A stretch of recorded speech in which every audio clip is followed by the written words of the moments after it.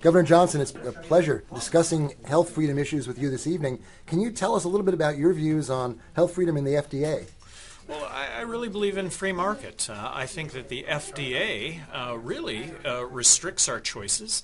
And what are attorneys for? Wouldn't attorneys do a much better job of assigning and bringing about justice to drug companies that were actually egregious in what they sold to the public as safe? I think that the FDA really has acted as a good housekeeping seal of approval that has limited liability as opposed to actually assigning liability due. So we could do without an FDA. There's actually a way to not have an FDA, and that we would be a healthier country as a result. We'd have more choices. You know, the Natural Solutions Foundation, as an interim measure, supports the idea of divesting the FDA of its food authority, because we feel that having food and drugs in the same federal bureaucracy is a prescription for disaster. Well, and you know, nobody wants to say that we don't want to have safe food. Exactly. But that doesn't necessarily mean that the government is accomplishing that. And that's what I want to say is that as well-intentioned as the government is, are they really making food any healthier? Are we not with the FDA? Do we not still have incidents where people die because the food is contaminated? This is something that will go on for perpetuity, and companies that sell this food are liable and are held liable regardless of government interference. And it's more than that. The FDA does strange things like claim that companies are not allowed to even put GMO-free labeling on food. Well, and I'm in support of labeling. I have celiac disease. Gluten, for me, is poison. If I don't have food labeled, I can't eat.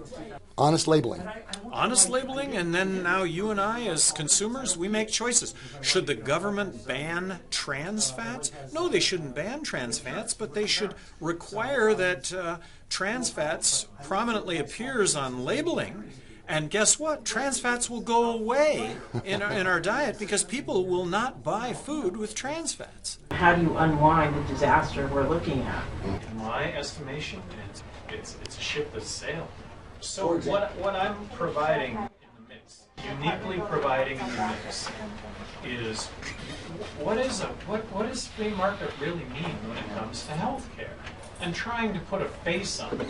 I would like to exercise my privilege here and just for a second talk about the FDA and what I've had to say about the FDA, which is, and so correct me if I'm wrong with what I say, but if there were no FDA, none whatsoever, I suggest to you that lawyers do a really good job of assigning liability and making those liable actually pay.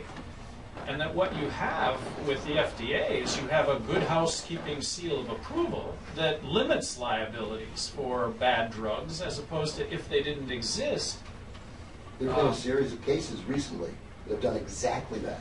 Are basically saying if it's a government licensed medical device or drug, the rights to sue are very restricted. There's federal preemption. You can't sue in state courts if you're harmed. And as we know, properly prescribed medications are now the chief killer of Americans. Up there with tobacco and alcohol. And so this is a very serious problem. I'm very concerned with the way the clinics such as yours are going to be reacting to these new rules.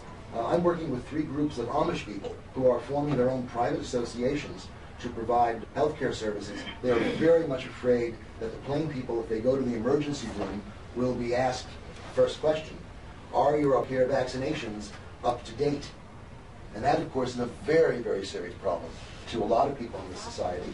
Freedom of choice. We're talking about the economics of the Affordable Care Act. What about the health freedom consequences?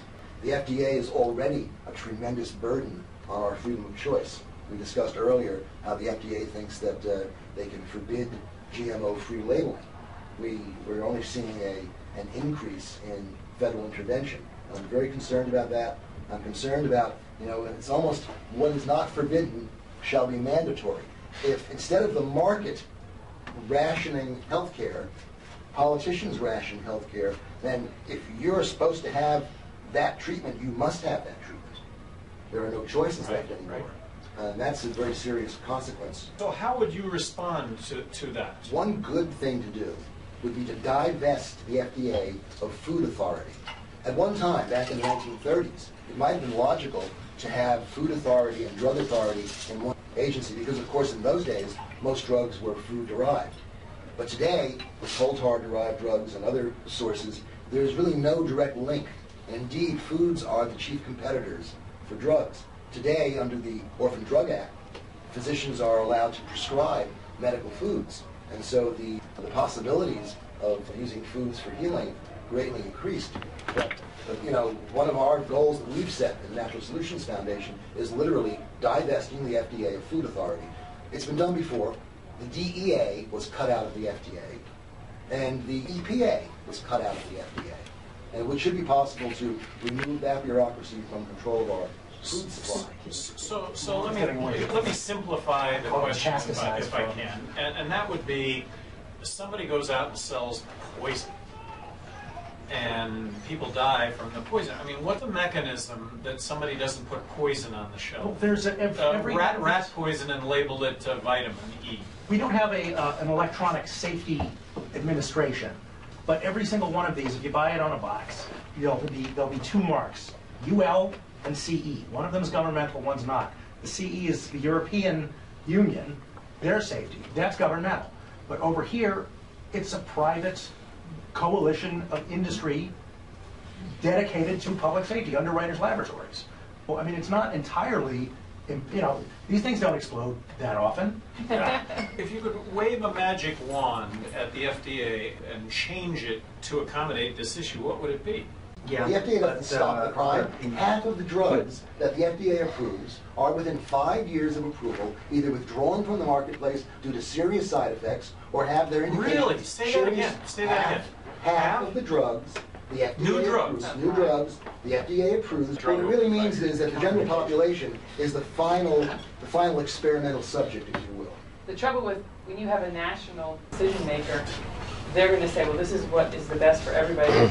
And there's no innovation, there's no learning, medicine needs to be something that is constantly learning. Freedom of doctors is at risk. Absolutely. In the ACA. Oh. I think that the assumption that the FDA is the reason that we've had these advancements also is kind of a bold assumption. I mean, technology advances. We're getting better not because of the FDA necessarily. I think the industry has developed ways to track their medicines and know, like, oh, this batch was bad. We learned that after the fact. We can have recalls and such because they don't want to be sued. It's not necessarily just the FDA's intervention. Humanity has been very inventive, and medical technology is advancing at an awesome rate, and that's fantastic. But whether the FDA can mandate what we can or cannot do, that's the real freedom issue. They're very good at preventing me from getting raw milk French cheeses and Scottish Angus. Right. There was someone who asked a question recently about what's the best way to undo the train wreck that is piling up. Make provisions for a private free market alternative to that program and just say, hey, if your program is better than what we can create in the free market, then let's duke it out, prove it. And that's what we did with the post office. Yep. Because right now a lot of us libertarians are, we need to get rid of this, we need to get rid of that. Well, why don't we start out by creating a better free market solution? There's an example of that in history. It's, of course, Lysander Spooner again, one of our great libertarian heroes, who started the American Mail Company, which so successfully competed with the U.S. postal system that Congress passed the first of the postal monopoly laws, and that gave us a postal monopoly for well over 100 years. So we have to watch out. Libertarians have been offering alternatives to statism for a long time, and the usual response by the state is to increase the laws and increase the restrictions. We need a systemic approach. These are issues that I think could have been addressed.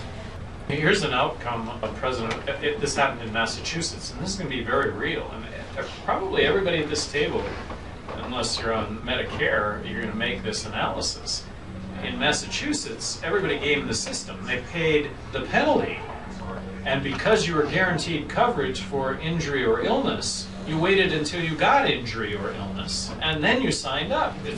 We talked about this right at the get-go. Because why not pay the penalty And then 3.7%? And then when you find out that you need a knee replacement or whatever it is that you need, you sign up for health insurance and you're given it. Most of his votes from the left and not from the right, seems to me, shows a sea change. Indeed, there's a Gallup poll that shows that 60% of the American voter population now believes that we need a viable third party, and only 27% think that the so-called two-party system is working. That ratio changed in 2006.